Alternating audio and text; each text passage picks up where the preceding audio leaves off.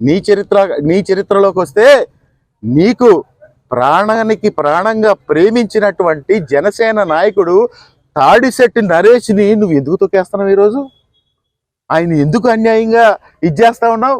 జనసేన వాళ్ళందరూ కూడా నీకు ఓట్లు వేశారు కదా, ఎందుకు ఆ జనసేన వాళ్ళని ఒక సెకండ్ గ్రేడ్ సిటిజన్ లాగా ఎందుకు చూస్తా ఉన్నావు?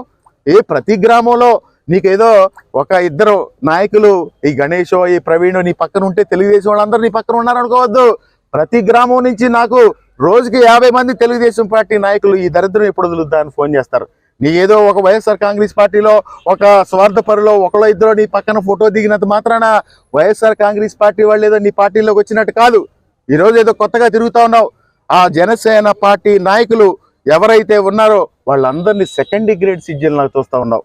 అదేమనంటే అంటాడంట, మేమేమో కోడి పందాలు పెట్టుకుంటాం, నేను 20 లక్షలు తీసుకుంటాను, మీరైతే పలావ్ బళ్ళు సైకిల్ స్టాండ్లు పెట్టుకుని అంటాడంట.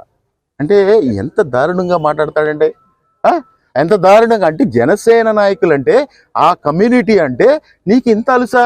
నాన్నగారు కూడా మీ నాన్న గౌరవ ఇప్పుడు కూడా ఈ వైకాపా నాయకులు వచ్చి వాళ్ళ దగ్గర ఉన్నప్పుడు మంచి వాళ్ళు, మా చెంతన చేరితే వాళ్ళు చెడ్డవారు అన్నట్టుగా వైకాపా నాయకుల ధోరణి ఉంది. ముందు గురువింద గింజ సామెత మీకు వర్తిస్తుందని గుర్తు చేసుకోండి.